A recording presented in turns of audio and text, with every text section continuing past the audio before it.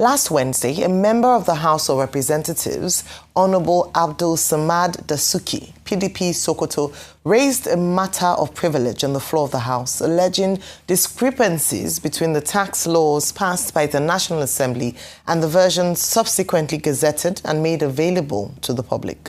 Reacting to the developments, the African Democratic Congress demanded the immediate suspension of the tax laws to allow the legislature to take the necessary corrective actions.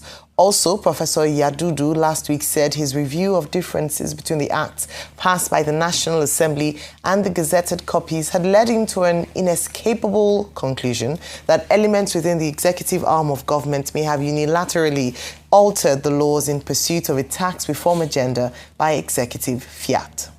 Joining us on the show to discuss the current controversy around extraneous insertions into the new tax law and the way forward is Innocent Ohagwa, the 17th President of the Chartered Institute of Taxation of Nigeria. Good morning, and you're most welcome to the morning show, Mr. Ohagwa. Good morning. Good morning, Dr. Abani. Good morning, Ayo, and good morning, Chief Oseni. It's a pleasure having me around. Good morning, sir. Thank you. Well, look, this issue, it's almost unbelievable. The contentious issues that have been identified in the House of Reps will be Section 3, Sub 1, Section 4, Section 39, Sub 3, Section 60, Section 68, and I guess 69.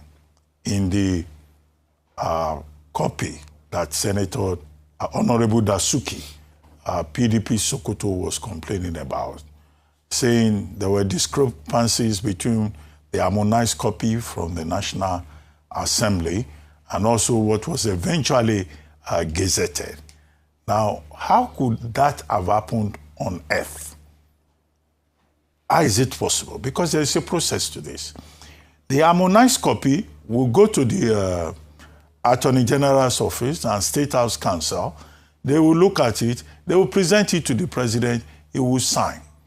If the presidency has any objection to the phrasing, to any of these sections, the thing to do will be to now say, okay, we're sending this back to you, we want modifications in terms of language.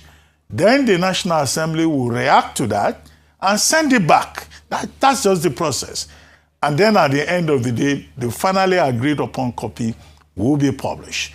But now we have allegations that there are issues about separation of powers, issues about trust, issues about discrepancies. Are we sure we're talking about the right copy that went to the presidency, to the executive arm? Otherwise, there will also be issues about the separation of powers. Is it the wrong draft that everybody is talking about? And why do you think that the Senate is silent? Because the Senate was also involved. Dasuki from PDP Sokoto was saying there was a harmonized copy. Where is that harmonized copy? Why is the Senate nobody in the Senate is talking up to this moment? How do you think we can resolve this matter? Because there seems to be a consensus that those tax reforms are important, fundamental, and useful, and that is a step in the right direction. Are some people trying to play politics? Shall I go on? Yes, please. Are you done, sir? I am, yes. Okay.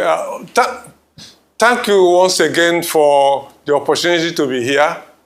I'm also glad to be here. I want to make some preliminary comments before I go into the substance of the matter.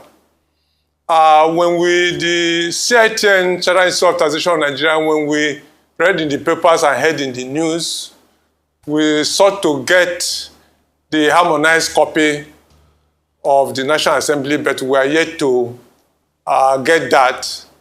And we have the already gazetted copy. So it is the gazetted copy that the Institute is having, pending when we're able to see the version that have been harmonized. And to avoid being misquoted or being misunderstood, the comments I'll be making here now will just be preliminary on the issues pending when the institute is able to see what the National Assembly actually harmonized and what is gazetted. Be it as it may,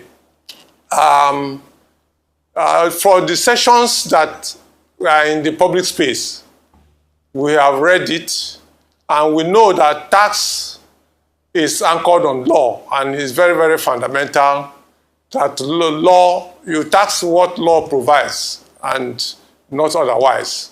So from that perspective, there's need for the National Assembly and the Executive to sit together and harmonize the areas of discrepancy. From there, I'm aware, or we are aware, that the House of Rep have set up a committee which is looking into the matter, and the Executive too will also be looking at the matter. But the comments that will now follow will be assuming peradventure what we have read in the papers are correct or in the news. On that perspective, then the Institute is of the view that the sessions that are foreign into the one the National Assembly approved should be frozen or put in abeyance. But this will not stop the implementation of the whole act, because the importance, the volume, the extent of the deviation in comparison with the strategic nature and importance of that act is so much, so that we will advise that the implementation of the laws should commence, but the affected sections, pending the resolution between the executive and the legislature, should be put on hold, should be put in abeyance. This is not isolated. We have sections in the law, in the current law, that is put in abeyance. For example, Chapter 7 of on the surcharge, that has been put in abeyance by the Federal Ministry of Finance, pending further notice. Also, Schedule 11 on some items like petroleum, LPG, gas. There are about 5 items there, which VAT has been put on hold. Yes, sir. So, which have been put on hold.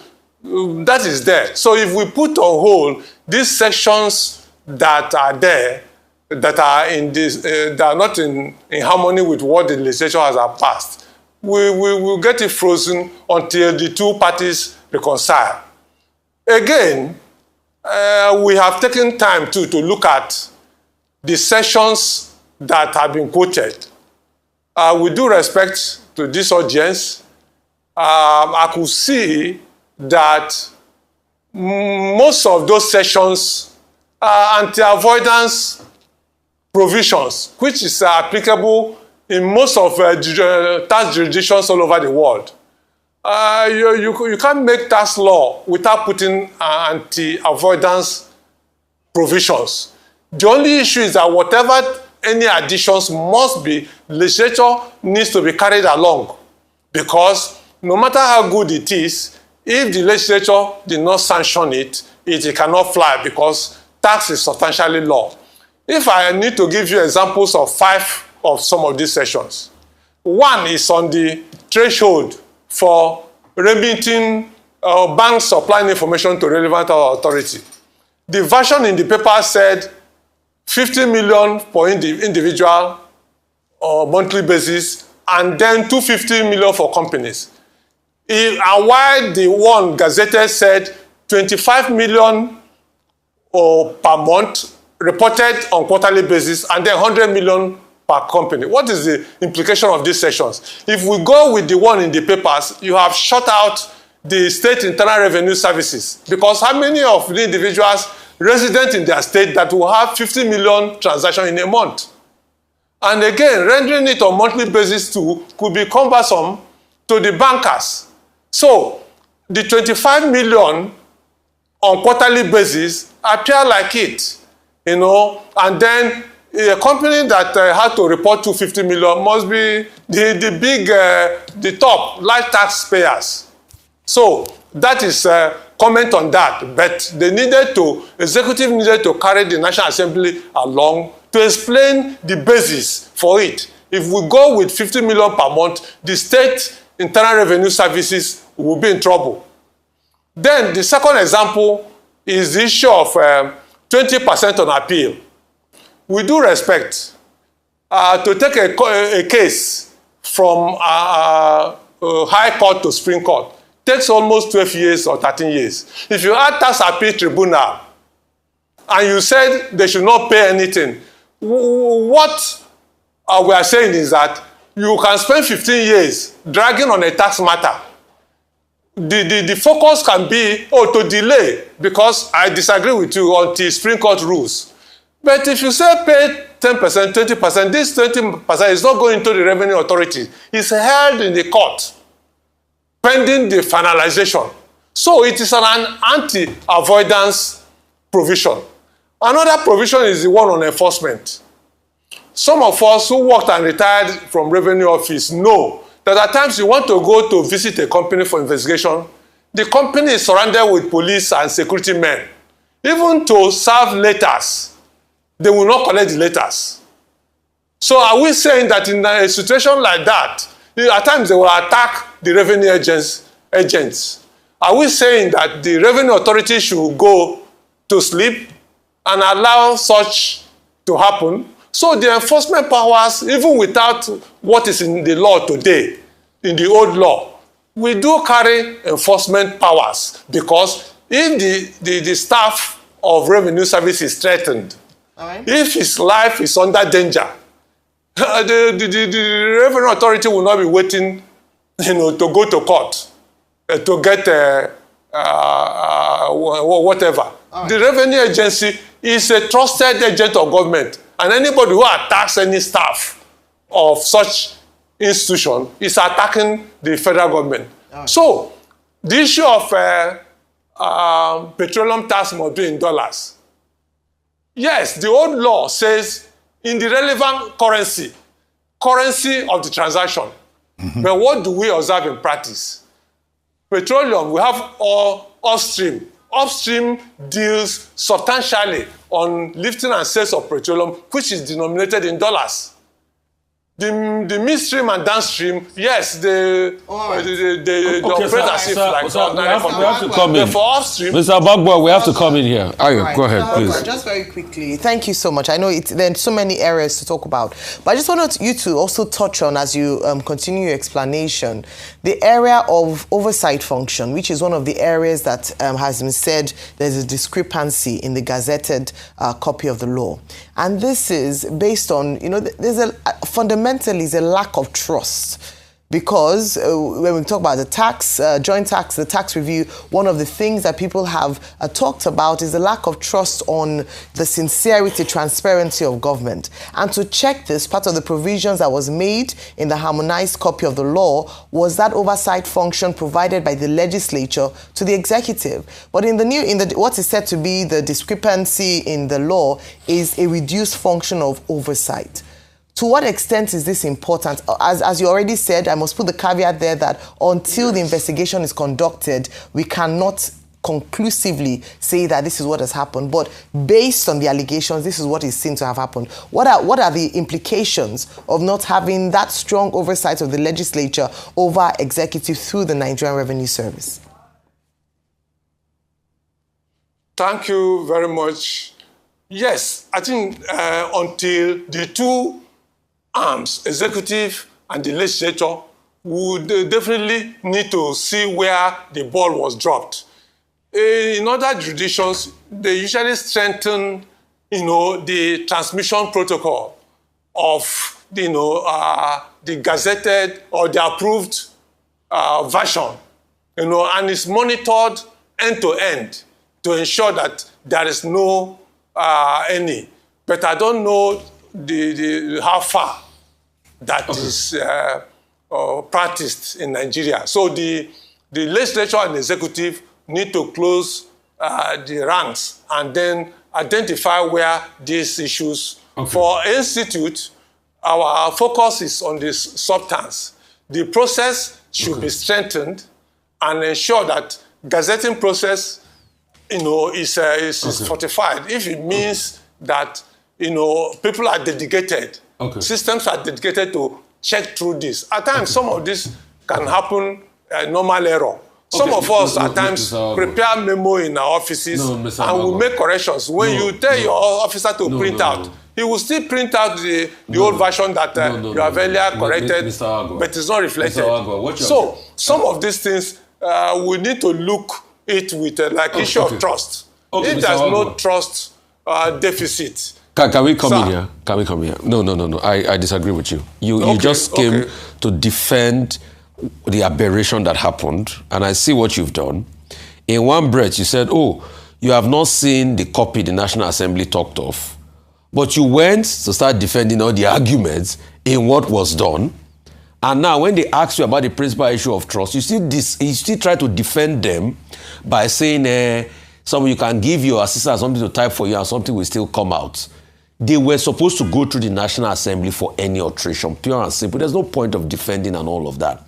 And for you coming ahead to say, it's tax avoidance protocol. If somebody is in court with you, you tell the person to pay a penalty of 20%, it's already an acceptance of a default. So if you say you're going to keep the money in escrow in the court, why don't you just allow the court process finish if it's going to be many years before you can go about it?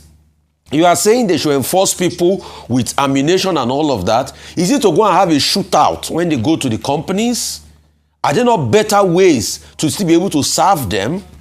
Because all the points you have come out to defend are what the things people are saying is an aberration.